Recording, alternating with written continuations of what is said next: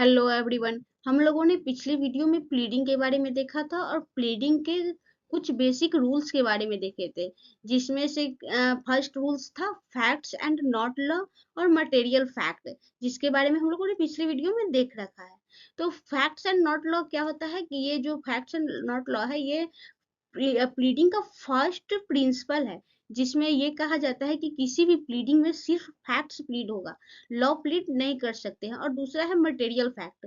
तो material fact जो है कोड में डिफाइन नहीं किया गया है।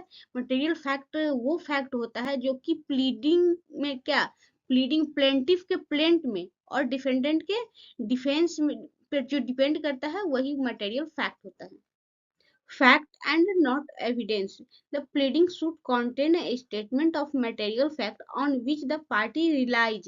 कह रहा है कि pleading में जो material fact होता है वो जरूर क्या होना चाहिए, plead होना चाहिए, लेकिन but not evidence by which those facts are prove. लेकिन हम लोग उस एविडेंस को प्लीड नहीं करेंगे जिससे कि वो प्रूव होता है। और ये दो प्रकार के होते हैं, फैक्टा प्रोवेंडा और फैक्टा प्रोवेंसिया। फैक्टा प्रोवेंडा मतलब क्या होता है, तो the facts required to be proved, वैसा फैक्ट जिसे कि प्रूव करने की जरूरत है, जिसको मटेरियल फैक्ट बोलते हैं। और facta probantia, the facts by means of which they are to be proved, वैसा फैक्ट कि जिससे मदद से हम लोग फैक्ट को प्रूव करते हैं। जैसे कि कोई पार्टिकुलर्स या फिर कोई एविडेंस होगा जिसकी मदद से हम लोग फैक्ट को प्रूव करते हैं, उसी को फैक्टा प्रोवेंसिया बोलते हैं। The pleading should contain only facta probanda and not facta probantia. किसी भी प्लीडिंग में हम लोग सिर्फ फैक्टा प्रोवेंडा को प्लीड करते हैं, फैक्टा प्रोवेंसिया प्लीड नहीं किया जाता है। The material facts on which the plaintiff relies for his claim and the defendant relies for his defense are called facta provenda। कह रहा है कि मटेरियल फैक्ट जिस पर कि प्लेंटिफ अपना क्लेम रिलाइज करता है और डिफेंडेंट अपना डिफेंस रिलाइज करता है, उसी को हम लोग फैक्टा प्रोवेंडा बोलते हैं। बट द फैक्ट और evidence by means of which the material fact are to be proved are called facta probantia. और जिसकी मदद, जिस एविडेंस की मदद से हम लोग मटेरियल फैक्ट को प्रूव करते हैं, उसी को फैक्टा प्रोवेंसिया बोलते हैं। अब हम लोग एक केस के बारे में देखेंगे जिसमें कि फैक्टा प्रोवेंडा और फैक्टा प्रोवेंसिया में डिफरेंस बताया गया था। वीरेंद्र नाथ वर्सेस सतपाल सिंह 2007 का केस है। There is a distinction between facta probanda and facta probantia के बीच में डिफरेंस है। It is settled law that pleading must contain only facta probanda and not facta probantia. कह रहा है कि यह एक सेटल्ड लॉ है जिसमें कहा गया है कि प्लीडिंग में जो क्या होता है, हमेशा फैक्टा प्रोवेंडा होता है, फैक्टा प्रोवेंसिया नहीं होता है। The material fact on which party relies for his claim are called facta probanda and they must be stated in the pleading.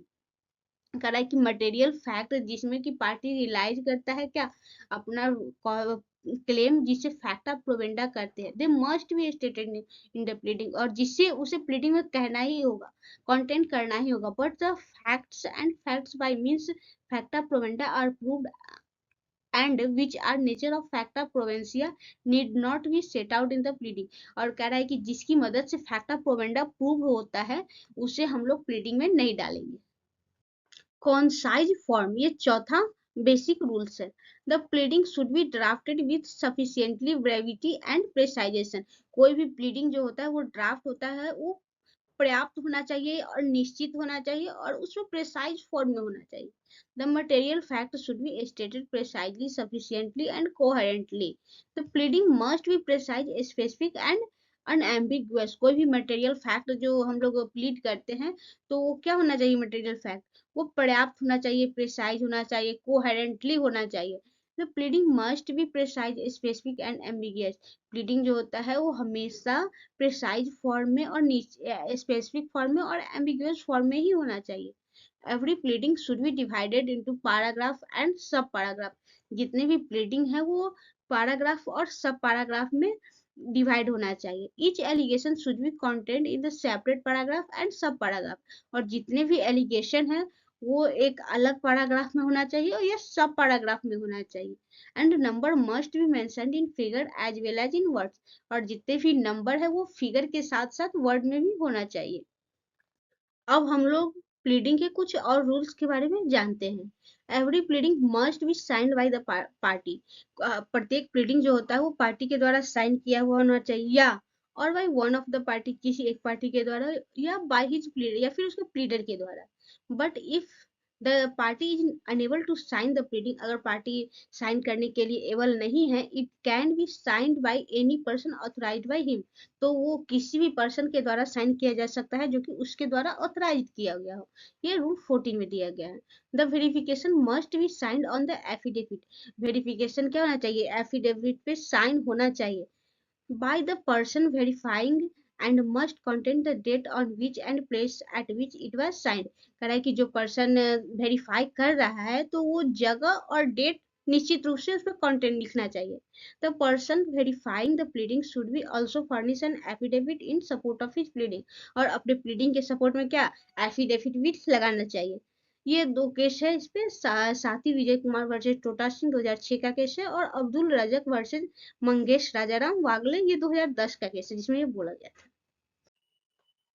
Rule 16 of Order 6 of the Code makes it clear that the court may order striking out of pleading in following cases। Rule 16 में ये दिया गया है कि court जो होता है किन किन केसों में प्लीडिंग को स्ट्राइक आउट कर सकता है। Where such pleading is unnecessary, scandalous, frivolous और vexatious।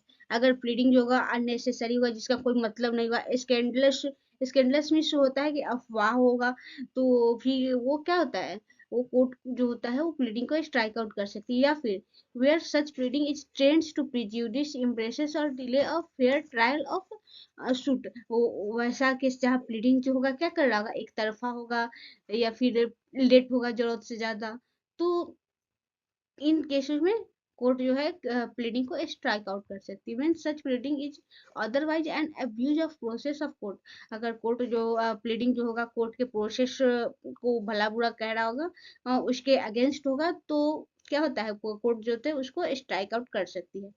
If at an appropriate stage such objection is not it deemed to have been waived, अगर किसी भी appropriate stage पर, सही स्टेज पर ये ऑब्जेक्शन नहीं लगाया गया, तो माना जाएगा कि वो खत्म हो चुका है, वो नहीं है। आप मेरे इस वीडियो के सारे कंटेंट को कॉपी करना चाहते हैं तो कैसे करना है ये मैंने पिछले वीडियो में बता रखा है। Thanks for watching. अगर आपको मेरा वीडियो अच्छा लगा तो प्लीज कमेंट करके जरूर बताइएगा।